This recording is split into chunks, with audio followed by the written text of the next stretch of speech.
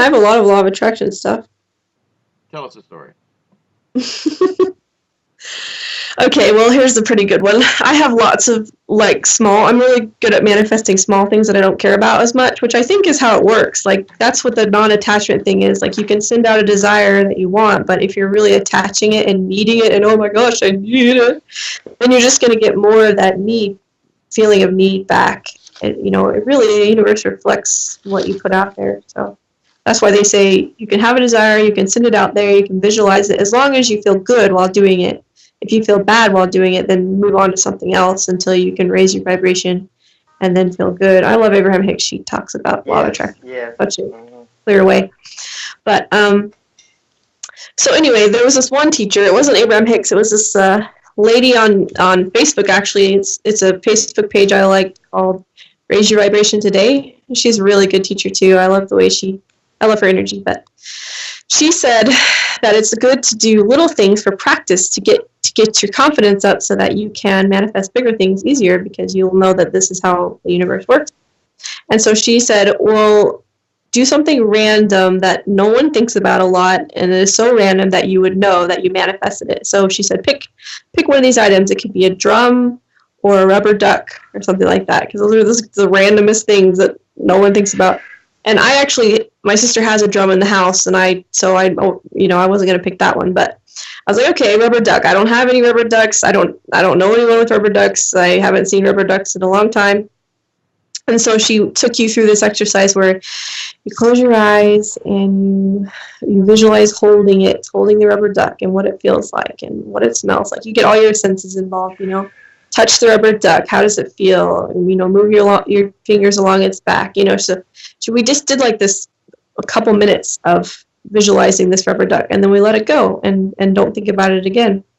And I actually had envisioned not just because she's like, what does this rubber duck look like to you, And I had visualized not just a rubber duck, but it kept like morphing in my mind into a duck with like clothes on, something silly and even more specific and random, so that I would know that this is like real and this stuff works. I mean, I already knew this stuff worked, but it's good to practice. So anyway, I did that, and then I kid you not 2 seconds later, as I was scrolling through Facebook, I saw an icon with rubber duck on it.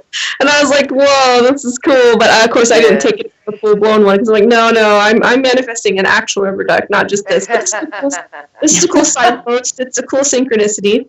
And then, so the next day, I saw a video that actually didn't start out as anything, but it was like this video about this guy playing pranks on his roommate. It started out as like cocaine or something, pretending like he had cocaine, and the roommate's parents were coming over or something, and something silly like that.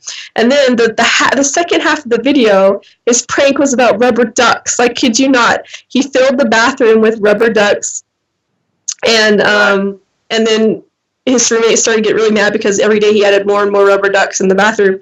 And they were just filling up the bathroom.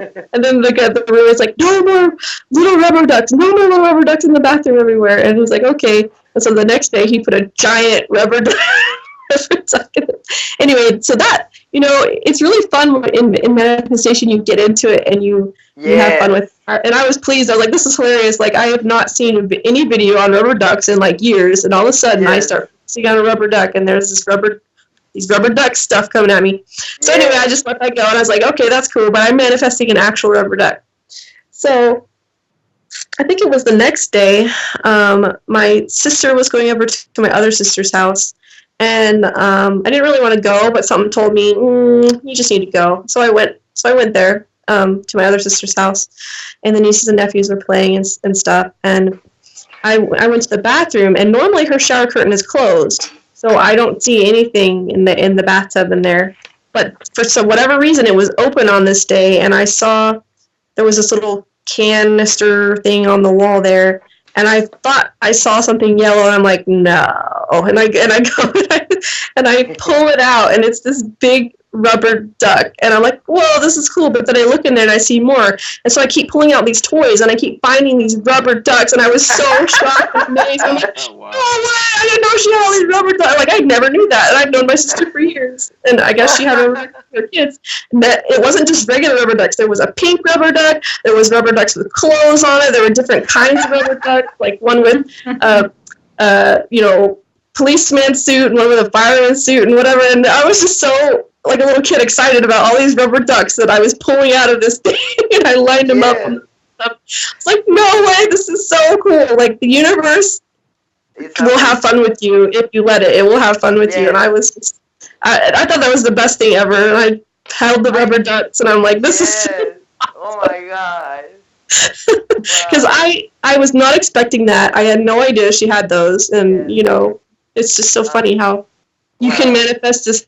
You can manifest anything. You just have to. Well, you remind me of one story now. I'm gonna make it sure. I was in a nursery. They grow plants. It's a friend, and you know, I'm there. You know, enjoying the day and riding this golf cart. And it was amazing, the light and everything. I say, wow, this is so amazing. I play with the law of attraction. I say, well, let's see if I can manifest. I would like, because there were birds, all kind of things. I say, I would like to see a red bird, you know, which are not, I never see. You know, I was intentional saying. And I'm driving the thing, and after less than 2 minutes, less than 5 minutes, a bird in front of me on a branch of a tree. Oh, wow. Yeah, it can happen so fast if you're in the right space. Yes, yes.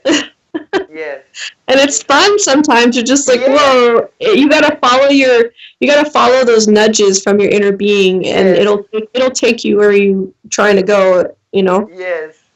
And I love the way Abraham Hicks talks about law of attraction, because she says that sometimes we don't manifest the big things that we want, because we have all this ball of negative energy. Yes. Yeah, and so that's why, because we're not in alignment with it, we're not allowing it. So. Yeah, same with dolphins here. I remember a couple of times, you know. Like I said, and it takes like a second, because there were so many people in the beach, and they were looking, you know, different places. Not so many people saw the dolphin right there, because it was like a little, oh my God, you said, it's synchronicity, you know? Mm-hmm. Yes. Mm-hmm. Yeah, that's a great story about the rubber duckies. Wow. Oh, right. I loved it. I had so much fun with it. I was laughing and smiling because all these rubber ducks that kept pulling out of this magic. It was like a Mary Poppins bag. There was so many little rubber ducks in there. I was like, how in the world does she have all these rubber ducks? How is this possible? What are the chances? Like, wow. I can't believe now the universe says, you believe now or not? Right? Yeah. Do you believe me or not? You got another story like that? Throw one at us. Okay. All right. Here's another cool one. That the rubber ducky one was like the funniest one to me because it was so random and great. But I have other pretty good ones. Okay, so I was about to go to family. This was what was it? 2014, I think. It was when I first started getting into the law of attraction, I think. And we were about to go to a family reunion in Idaho for Christmas. I knew it was going to be really cold. And I have some silk scarves, but I don't really have any, I didn't really have any thick, warm scarves. And I knew it was going to be cold. And I was like, well, I need to get a scarf, but I don't really want to buy a scarf. And I'm like, well, let's see about this law of attraction stuff. I mean, I had been playing with it, but I was like, okay, let's really put it to the test here. So I visualized a scarf, that I had a scarf for my trip, and that it was awesome and beautiful, and I wasn't really specific about what it looked like. I just imagined this warm scarf, and then I had a scarf for my trip. And so, oh man, I wish I knew the time periods. I have it written down in my manifestation journal somewhere, but I think it was a couple days later, or some short time later. I went to my friend's bridal shower. Like, she was throwing a bridal shower. She's about to get married, and one of the games that we played, you had to write down as many words as you could think of that had to do with weddings in a short amount of time, like a couple minutes or whatever. And I was the one with the most words, so I actually won that game. And so she's like, okay, go pick a prize. And I went up to go pick, because she had these little gift bags, you know. And at first I reached for one and I grabbed it and I picked it up. But then I didn't look inside or anything. But then something told me, like, no, I want this other one. Like, I felt drawn to this other one. So I put that one down. I picked up the other one. And then I go sit down and I open it. And it's this beautiful azure scarf with like a little bit of sequiny on it, but it was very soft and plush, and it was the scarf, and I could not believe it. I was so surprised. I was like, whoa, this is so cool. It works. That's for you. Yeah. Yes, amazing. Yes. I know. I love the law of attraction. You just yes.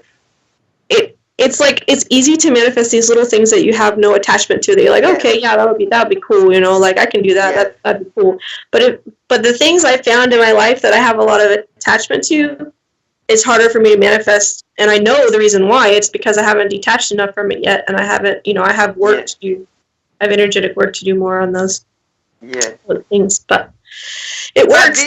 But this practice, the little practices you do, it gives you more confidence. Mm-hmm. And it show you why is the fail, not the failing, why it does, because Abraham says you can manifest a castle of a but you know, like it's the same. The problem is with some things we got a lot of you know, energy bullets. Yes, negative beliefs, and we think it's harder, you know. Yeah. And whatever we believe, we're creator gods, right? Whatever we believe is true. So if we believe something is stressful, believe something is hard, that's what's going to be true for us, because that's what we believe, you know? Yes. So, yes. Yeah. Yeah, it's all energy. It's all energy. I have to remind myself, it's you know, and every time I think about manifesting money, I tell myself, this is just as easy as manifesting rubber ducks. Like, that's my mantra. Yes. Wow, that's so cool. Yes. So I've been working on my vibration about money a lot, and been doing a lot of work on that, because I've not always had the best relationship with money, you know. I've always felt poor, or that money's hard to get, or it has to be a struggle or whatever. And I made the decision that I wanted to change my relationship with money, and that I wanted it to start being easy and flow to me easily. And I started listening to affirmations every day, subliminals even at night, and I started doing that. And about a month later, because I was really serious, I was like, I'm changing this. Like, I'm going to start thinking positively about money, and affirm that it's easy, and visualize it coming to me and stuff. And like a month later, I got a check in the mail for an inheritance check that I had no idea existed, because I had thought I'd already gotten all of the money from that, and I got another one, and I had no idea, because I was imagining free passive income. That's what I wanted, was free passive income coming to me. And so I got the check, and I was so excited. I was dancing around with my sister, because she got one too, and we were so happy. Because I was like, "Whoa, okay!" So my work. It was 11/11. Yay! Yeah. Here anyway. I was so. Every time I look at the clock, it's a double-digit number, 10. Oh my God! You see, it's amazing. Yes. And I always do it when I'm on the call with you guys too. Like, I won't be looking at the clock. All of a sudden I'll look, and there it is, and I mention it. But anyway, and it's 9/11. So I got this check, and I'm like, yes, this is awesome. But I also imagine me having my own place. Like, I want to move out and have my own place. I live with my sister currently, but she's moving, and so. Then I found out that my Ethereum, I had invested $100 in Ethereum a few months back it was like $14 in Ethereum back then. So I got 7 of them for $100.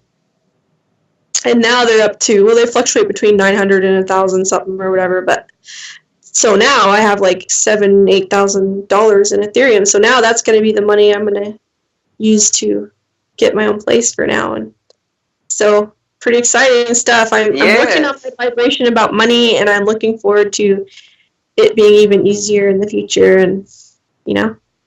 Yes. Mm-hmm. Excellent. Yeah. It's pretty amazing when you take what was it, $100, and then you turn it into Mhm. like 8,000. I mean, that's incredible. I know, that's a pretty good investment. Yes.